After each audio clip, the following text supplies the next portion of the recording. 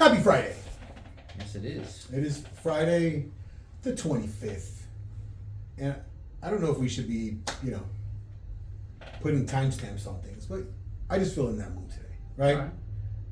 We, welcome to a brand new episode. We are the Doormen. I'm Evangelist, and we have Steven in the building. always together, the dynamic duo of podcasting. Yes. But yeah, The Batman and Robin of the podcast. Batman and Robin. Are you Batman? No, you are. You're older. Shit. That's what makes me Batman? Fuck. Batman's older. All right. Well, Batman is rich as fuck, though. Yeah. I would love It's not identical. to be You're rich. just Batman because you're older. I would love to be the fucking wealthy Bruce Wayne. One day. It's coming. Very soon, right? Billionaire extraordinaire. Woo! Sounds good. Anyway, as we always kick off these podcasts, there's always shit going on. There's, we just had the first Republican debate, Republican presidential candidate debate, Yes. GOP debate, GOP debate. as of a few nights ago. A lot of excitement. We talk on politics a lot, but we're not political Pundits by any commentary means. Right. guys. Yes. But it's always there. I think commenting on politics is kind of how we started. So it sounded as if that's the direction we were headed. But we talk about anything. Look at us in our football jerseys because football season, the preseason is kicked upon off. us.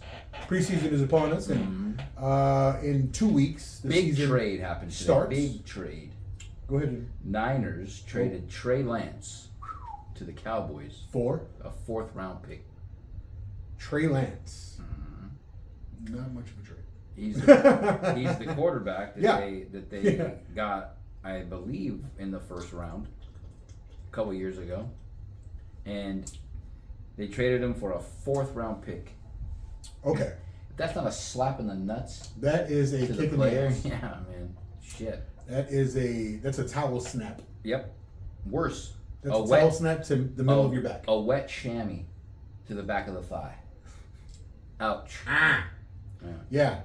That's Well, it's on us. As a matter of fact, not this weekend, but next weekend, 2 fantasy football league drafts take place, and I'm excited.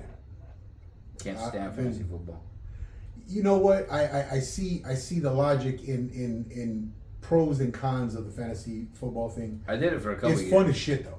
I did it for a couple of years, and it's just so frustrating because then you end up, not watching your team. Yeah. Like the single team fandom is it dies Right. during these fantasy football. Or you end up drafting all players from your team. which and also then- kills your Yes. your chances of winning. Right. There was a suggestion by one of our league members in one league of mine. They wanted all the entire Minnesota Vikings squad, and it didn't happen. But how stupid it would have been. Why? You should let them take it. Eh, They have one good guy. yeah, but then that person loses, right? So everybody that plays that person in your league gets a free win. Yeah, And so- you don't want that. Let that guy take the whole Viking squad. Maybe they're tight end. That's one and of the maybe a problems. receiver. That's one of the problems we run into in a football league. After about week 3, 4, depending on how well a person's team is performing, they start like trading away their best players and shit, and then they tank the season and all for these like first round draft picks for the next season, and Yeah, see, it's that's it's why just I no can't- fun, right? I can't So, get behind it. One of my leagues we put the kind of rules in place Right. for it. So and it works, right? There's incentives, Then some leagues they will go for those that toilet bowl, the toilet bowl prize, last place. Right. Last place has to wear a pink tutu to work Yeah, for a week. yeah, something like that, or or last place like will owe money, or last place gets kicked out of the league. Yeah. Some shit. But that often works too. You know what's a real pain in the balls? Fantasy baseball. Never heard of it. I've heard of basketball. I did fantasy baseball 1 year, and it was probably the worst season of baseball for you. For me, because I did the theory of drafting mostly Dodgers, but the problem is football is a pain in the ass enough where you got to change it every once a week. Yeah. Baseball, you got to change your team every day. Ooh, fuck. Yeah, every day. Then you start hating it. You got to pick pitchers. Yeah. Guys get hurt. You got to swap them. I mean, there's like 500 players in the league, and in actual Major League Baseball. So then you got to find some guy who's equivalent. It's just a pain in the neck. Yeah. Well, I won't do it anymore. I'll root for you. I can see the both. I can see the two sides, right? Like, for people who prefer to cheer on one squad, you want to stay loyal to the soil, right. And then fantasy football, you abandon all that, right? Because you might have a quarterback playing against your team, but the quarterback is on your fantasy team. And then you're like, and you want your team to win, but you want your quarterback to throw 600 yards in a loss. Right. Yeah. It's difficult. Anyway, but you know what? It's a tough balance, we'll say that. Look, listen, guys. Sports and football, it's not what we were going to speak on, but we just so happen to be rocking our jerseys today, so, Just a casual bring up. Thought we'd throw one at you. Yeah. A little something. Sure. But again, we talked about the debate went on. It was unanimous. Vivek Ramaswamy, the guy I've been speaking about, he seems to have been this rising star coming out of that debate. There were some key points made about that guy, about him, and some what people have considered missteps on his behalf. Right, but he's new, right? He's new. He's new, and he's not a politician. And he's young as shit, dude. Right? He's 38, bro. The guy's 38. He did say it multiple times. Yeah. I'm not a politician. Yeah. I'm not bought and paid for it. Right. That was one of the missteps people pointed out. That is the makings of a great T-shirt, I think. Yeah. I'm not bought and paid for. I'm not bought and paid for. Yeah. Anyway, but you know what? We don't want to run down that. We may run down a political rabbit hole mid conversation, but that's not where I wanted to kick things off, right? Because where I kind of wanted to go, and you let me know if you think this is a good idea. What seems to happen, right, is everyone has their own individual battles, right? Mm-hmm. It's a battle between the desires of their heart and then the logic that they see and experience with their five senses, right? And then in this fight, these expressions, the way we express ourselves, the way we conduct our lives, our behaviors, like seep through. And then, the way we function, people see it and they're like, oh, in that you see these lines drawn, right? And we can, what it seems to happen is like lines are drawn like fucking everywhere, right? You can have like 50 lines drawn, making you this real isolated little piece of a bigger world, right? And then, especially with technology, we have all of our little preferences, and then we just, again, we draw all these different lines around us. I'm a conservative, or I'm a Samoan conservative, or I'm a Samoan conservative from Carson, or I'm a, you know what I mean? Like I could draw all these different lines. I'm a Samoan conservative from Carson who likes football, right? And then you just become this. Who drives a truck? You just draw these little lines, and then sooner or later, you become this little island amongst yourself, right? Because all of these lines you draw, you stand 10 toes down so hard on each of these lines that you're so different from the world around you that sometimes you end up alone. Right? Alone in your fights. Yeah. Alone in your headspace.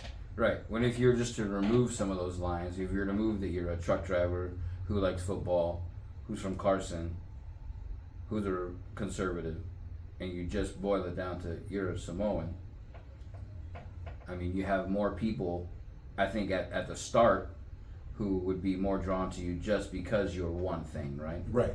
But kind of going back to this, the problem with debates a little bit is everybody gets enthralled in their own ideas. Sure. Right? So, go ahead. No, that's a good idea. It's a good thing that you bring up this debate, right? Because everyone listening to this debate is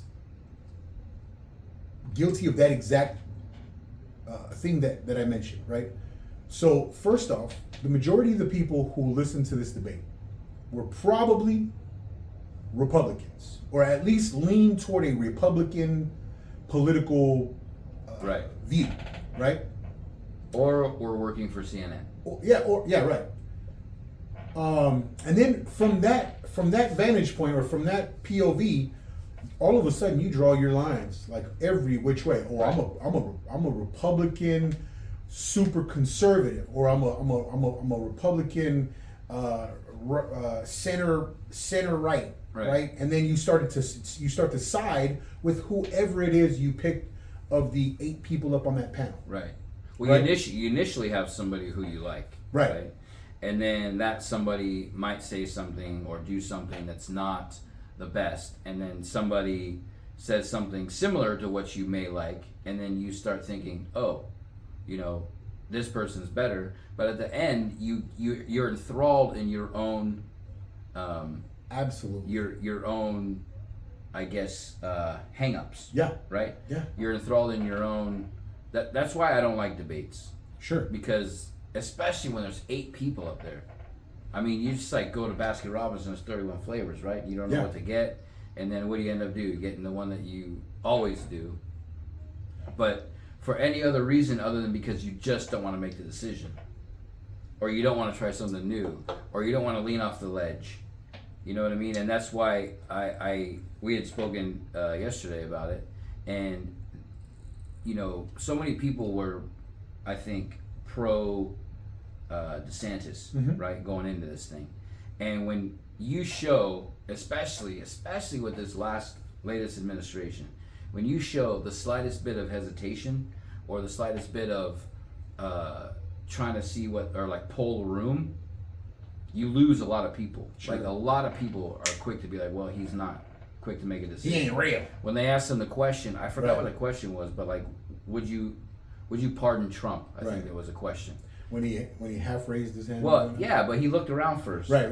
After Vivek was like, like a school kid, right? The first kid that wanted to answer, right? And then you saw him look both sides. Yeah. And then half-assed do it. Yeah. Like literally, like you just told anybody who was looking for you that you don't know what to do.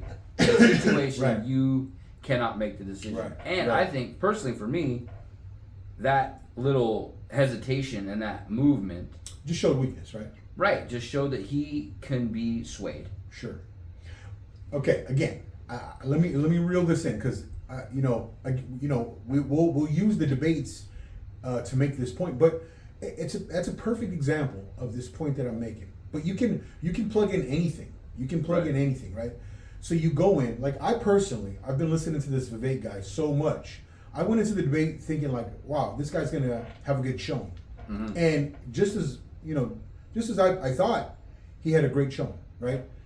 And then the people who started to oppose him, I started to form little opinions about him. Chris Christie, Mike Pence, right?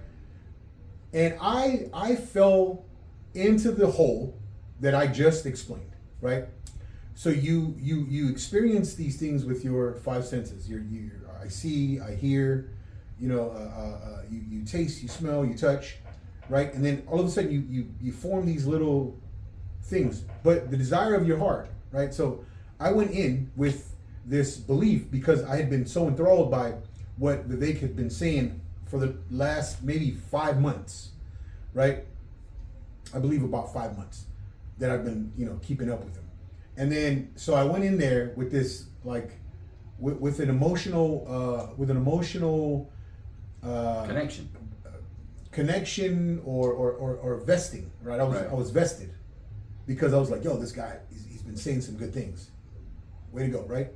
So when I went in that way, right? And then you hear these other candidates, and then you see what they look like and what they're like. Okay, so males, we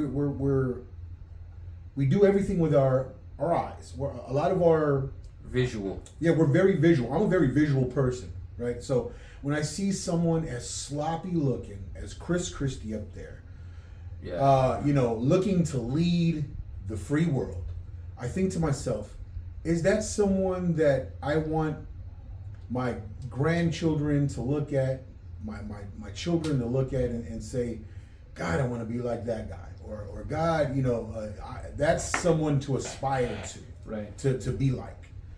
I don't see that, right? Mike Pence, he too much older.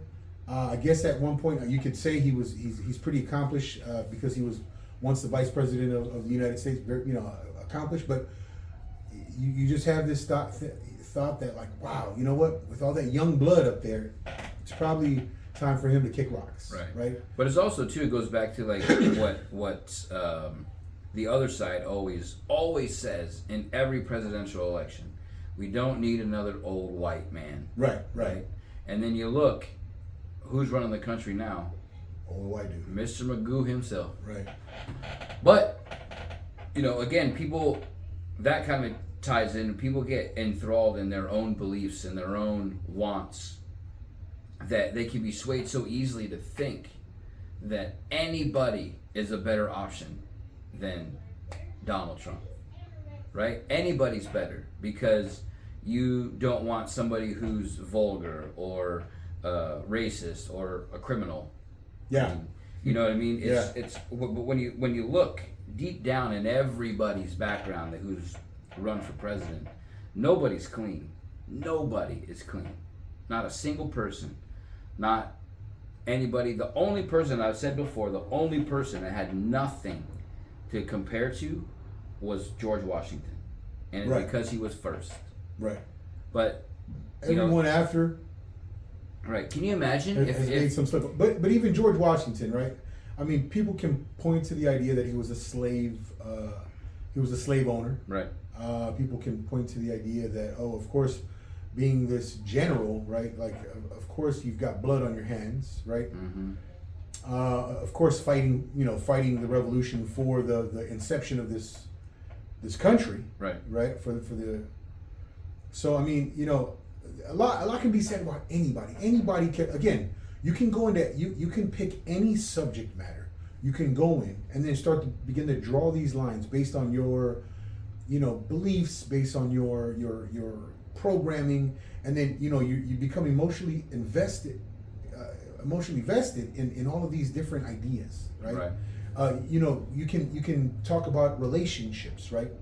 You go into different relationships, whether it be intimate relationships, with a boyfriend, girlfriend, husband, wife, or friends, you know what I mean?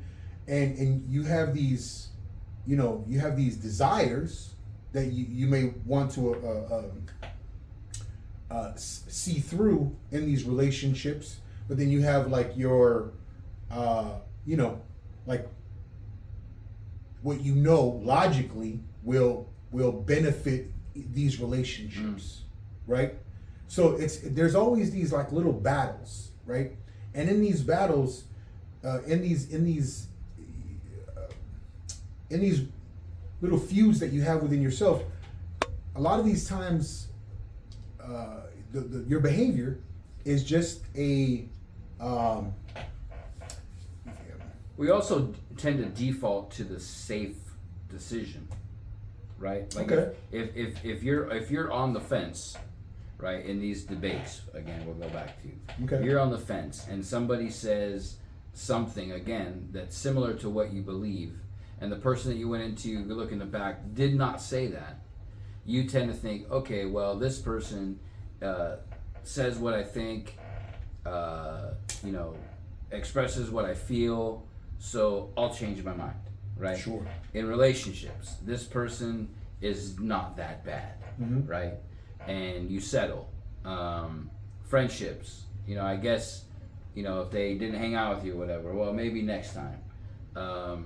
That kind of shit. You always tend to settle for the safe option, I think.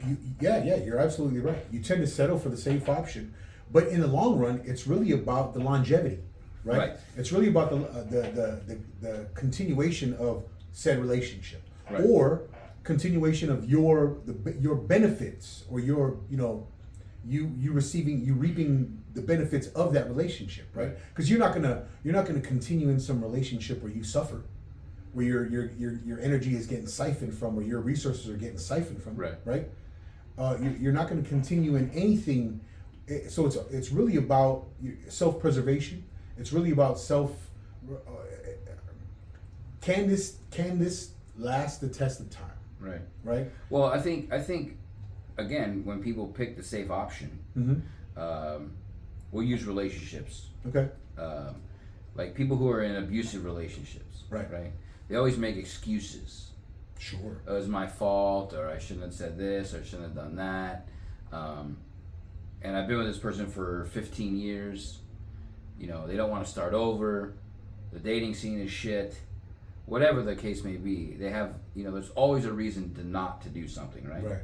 So when you think about it and you're just like, okay, well, I don't want to be alone, right? You tend to suffer through those situations that aren't mentally the best for you. Sure. You tend to suffer through those situations that are physically not good for you. But again, I think people tend to lean to the safe side only because they don't have the mental capacity to deal with There you go. the difficult decision. Maybe not the mental capacity, nor the maturity, Or the ability. or the right? ability. Right. Right. Because I know a lot of people, I don't know, but I mean, there are a lot of people in this world that deal with shitty relationships. Sure. And they've been in these shitty relationships for however long, and then they're just like, well, I'm not going to find anybody that likes to watch TV at night, or I'm not going to find anybody that likes to do this or do that, or deals with the fact that I don't put the toilet seat down, or whatever the case may be, right? You don't want to start over, and that's scary and terrifying environment. Mm-hmm. But so then you're just like, well, fuck it, I'll just stick with it because I guess it's not that bad. And then once you tend to that, you're like, well, it's not that bad. Oh, it's not that bad. So everything you're bringing up is about convenience, right? Right. It's about the convenience of the moment, Mm-hmm. right? You don't want to be lonely. You don't want to be. Right. You don't want to have to go through the work Right. of starting over, or this or Mm-hmm. that. But I think everything I was trying to allude to had to do with like the better way, right? The best way that you want to be able to function in relationships, in whatever battles you're going through, right? Like you see it in these like little ideologies, right? So like let's bring that little transgender ideology. These are a bunch of people who have been battling with themselves. They see that they were born a male with a penis, but then all of a sudden their feelings and their desires and their urges and impulses lead them this other direction, right? So in the cases where they've decided, okay, I'm going to change sexes, that desire, the desires and that convenience of the desires won out to the logic that they see and experience and know to be true, right? Well, that kind of goes opposite to my point, I guess. I mean, to go through the whole situation of changing your entire being. Sure. I'd say that's a difficult decision, right? Yeah. That's definitely not comfort, and that's definitely not. But you could say in today's world, right? Oh yes. You could say in today, like back in our days, back when we were growing up, something like that was not looked on with convenience, right? Like it would have been hard for these people to come out in our time, right? And to right? But nowadays, it seems as a part of some type of a trend, at least for the last 5 years. Yes. Maybe longer, right? It's a part of some type of a trend, so it's much easier. As a matter of fact, you get brownie points, right? In certain circles, in certain places, you get these brownie points for coming out. You're considered brave, right? Ever since Caitlyn Jenner made the move, right? Caitlyn Jenner, who was once Bruce Jenner, one of the most beloved athletes, who threw a javelin 300 fucking feet, right? Most beloved athletes of the '80s, I believe, and. You know, it's anyways. So, at some point, he made it cool, right?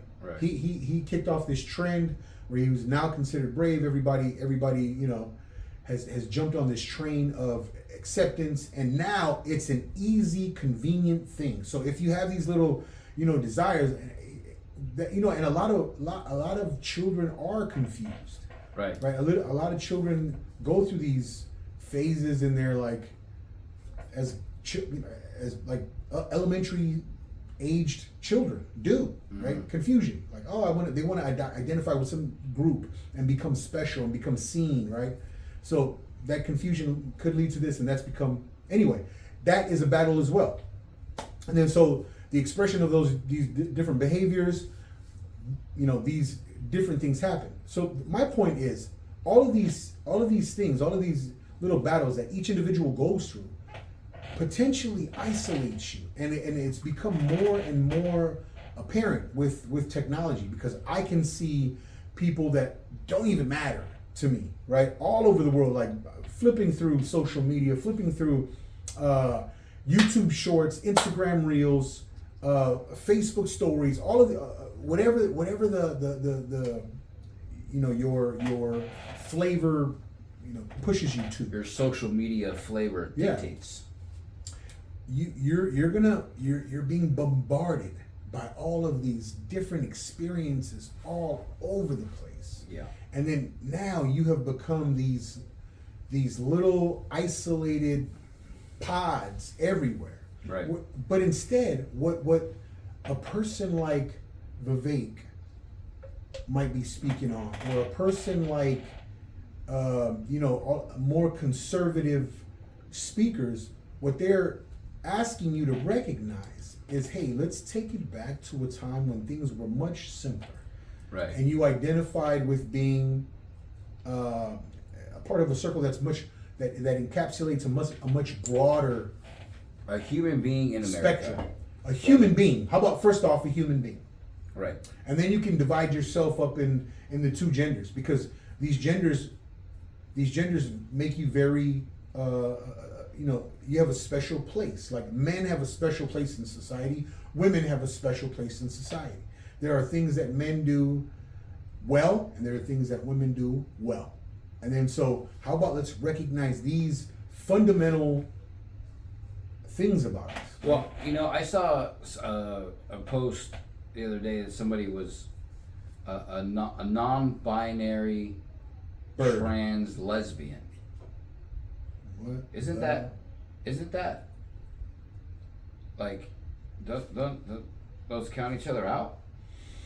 Yeah, trans lesbian. Non-binary so you're trans. let's say you were a male born, now female. Non-binary trans lesbian. And then you're lesbian, so you like females. Right. So you're just this. You're just a dude at that point, right? Who likes to dress up in drag and fuck women. Non-binary trans lesbian. Yeah. So I mean, if that's the case, what? If that's the case, I mean, let's go back to these old, you know, these older titles. It's much easier. There's a comedian, Sebastian. I'm sure I've said this before. Yeah, I watched the when Netflix. He says his thing, his first big Aren't one was, you embarrassed? Right? He always says things like that. Like there's never in the 50s, right, in the 60s, if your neighbor came out of his front door wearing a diaper and had a pacifier in his mouth, you get the fuck out of the neighborhood. You're like, what's this going on? Like behind closed doors, do whatever the fuck you want. right. But when it's brought, like, there's a reason in the 50s, 60s, maybe the 70s, it wasn't so in your face, right? Mm-hmm. It wasn't in your face because nobody gives a shit. I don't give a fuck what you do. Right. Just well, don't. Societal norms societal norms focused more on what your contribution was to society. Right. Like all of these things that you practice behind closed doors have nothing to do. Yeah, a lot of these people would leave like with the benefiting society. They leave a steel factory, go home, put a diaper on, and okay, but you know what I mean. It wasn't like look at me, you have to accept me, or right. You've been given a line, right?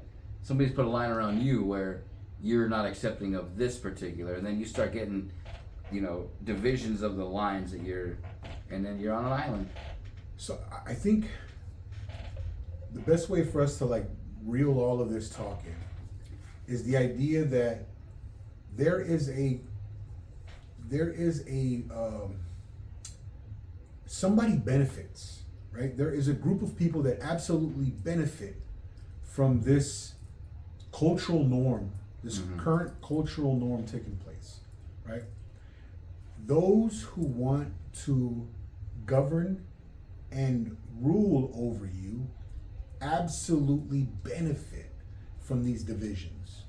When you isolate yourself and you draw so many lines and you want to create this very niche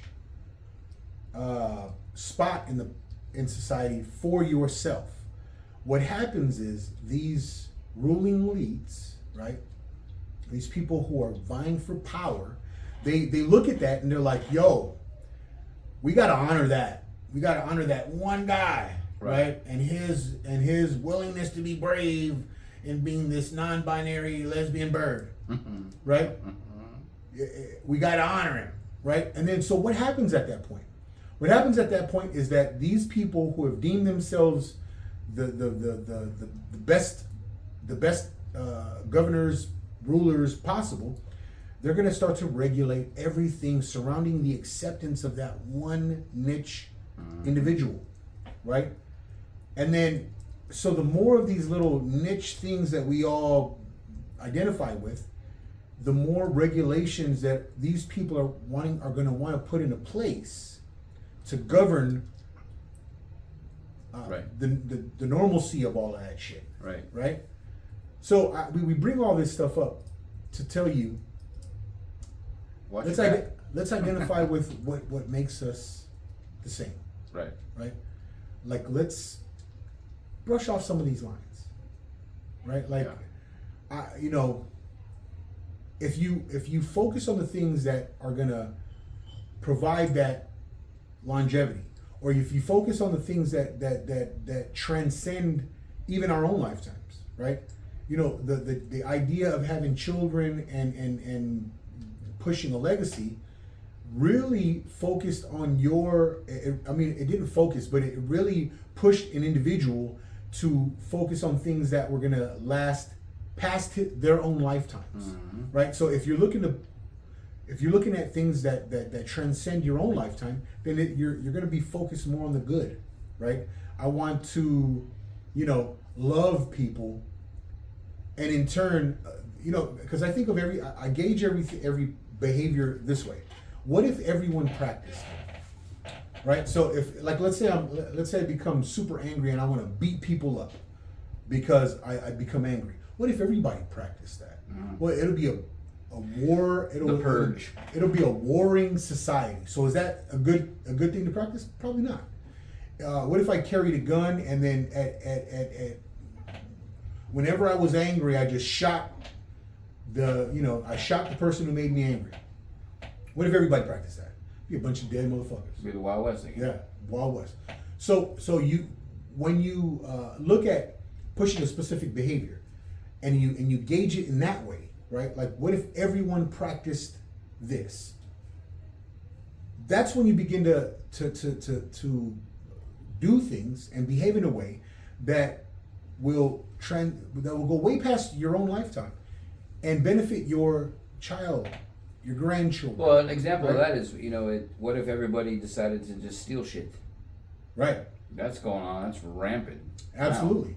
Is that or even forgiving the stealing of this, forgiving that behavior. Changing the laws to appease the criminal is the absolute wrong thing. That only incentivizes more of that same behavior. Mm-hmm. You're rewarding that behavior. Right? So is that a good idea? No. Nope. Right? Because then you'll create these next generations of either vigilantes or thieves. That also goes back to that feeling of temporary satisfaction, right? Right. It's temporary. You think you're getting over on Nordstrom's by stealing jeans. Right. What does that do for you when you get home? Nothing. I mean, you don't post. I mean, you're not that cool where you just say, hey, I just robbed Nordstrom's. And you're not posting the shit that you stole. So there's still a little bit of humility there. Right? Hey, some people do. Yeah. Some people do post the stupidest things. It's like the acceptance of anarchy now, really. I mean, there's so much lawlessness going around. Yeah. That is the new norm. Yeah. Like when you follow the law and you do the right thing, like those store owners that beat that guy who was stealing cigarettes. They try to lock him up for aggravated assault. This dude is robbing them. Right. Like again, you change the laws to appease the criminals because the greater power thinks if you appease the criminals, they'll vote for you. Sure. Right? Because they believe that there's more people who identify with the criminal behavior than those that don't. Right. Right? And they changed the laws last election to have people who have felonies can vote now. But think about it. Because of that reason. If they push this chaos, what happens in the face of chaos? Eventually, people are going to want... Take the law in their own hands. No, not just that, but people who are unable to take the law in their own hands, they're going to want out of the chaos. How do you get out of chaos? Move. You rely on someone else to provide you that safety. Right. And here they come. Here we come to save the day. And what are they going to require? It's a gigantic setup. Absolutely. Right? That's all it's a setup for the next move. Right. And as we say, you got to keep your eyes open. Put on your conspiracy. Think your own thoughts. Because put on your conspiracy theory. If you look around you and you watch anything on the news, 99% of it is negative. If they destroy all of these countries, right? If they destroy all of what the Western world, meaning if they destroy what America was founded on and the direction America was looking to go, if they destroy it, you're going to bring in this global elite group, right? I'm putting on the tinfoil hat. Global elite group who are going to say, hey, we have the answer. Right. We're going to provide you this world police. Right. This guy's going to be assigned by us, and they know better. And people are out there, scary enough, that would think it's a good idea. Right. Oh, yeah.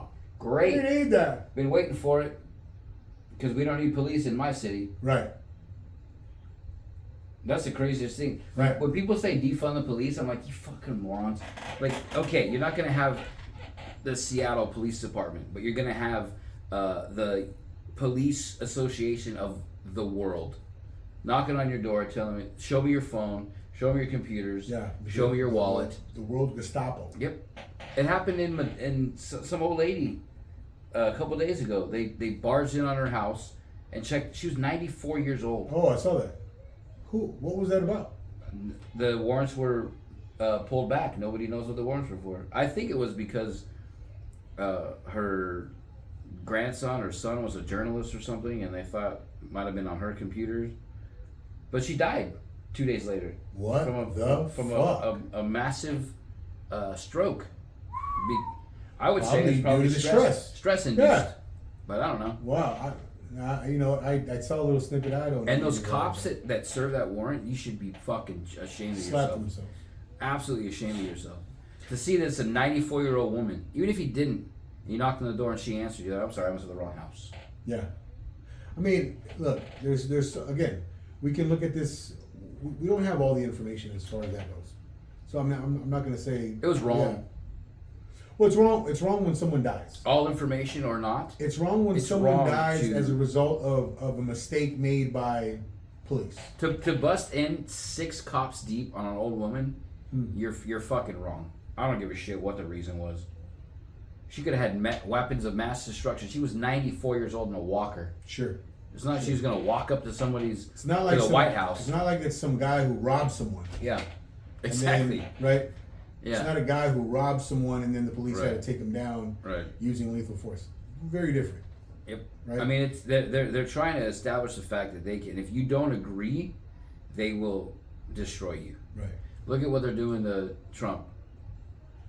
Wait, again, I've been a fan of this Vivek guy. He used the term the tyranny of the minority. Hmm. The tyranny of the minority to combat the tyranny of the majority. Right. So, anyway. The weaponization of the government is a dangerous precedent. Absolutely. Set. Absolutely. I mean, the idea of a lot of the founding fathers, the idea was small government, right? Yep. The idea was state promoted or state enforced laws. Yep. You wanted to make you wanted to make that federal government as small as possible. Yep. And currently, that's not the case, right? So, again, we're falling into these different fragments, and we want to avoid that. But it's happening. But if we're all aware of how fragmented we are becoming due to whatever positions we hold, whatever ideas and opinions we have, I think that's better than being unaware and just blindly walking around and expressing yourself in intrusive ways and in crazy ways. They're coming after the ceiling fans now. Did you know that? What? Why? Oh, it's a drain on the energy and wow. And something with the go green and electric, but don't use all the electricity. So they try to go after gas stoves, air conditioners, heaters, and now they're going after ceiling fans. Wild. I mean, don't use your ceiling fan because it uses a lot of power, but go get an electric car. Wow, super wild. Makes perfect fucking sense. Anyway, I mean, look, we kind of made our point, you know what I mean? I think we gave you an idea of what it is that's on our mind. I hope this conversation did you good. If it did, comment, like, subscribe. If not, hopefully next time. Change the channel. Change the channel, nigga. Hey, and with that, we gone.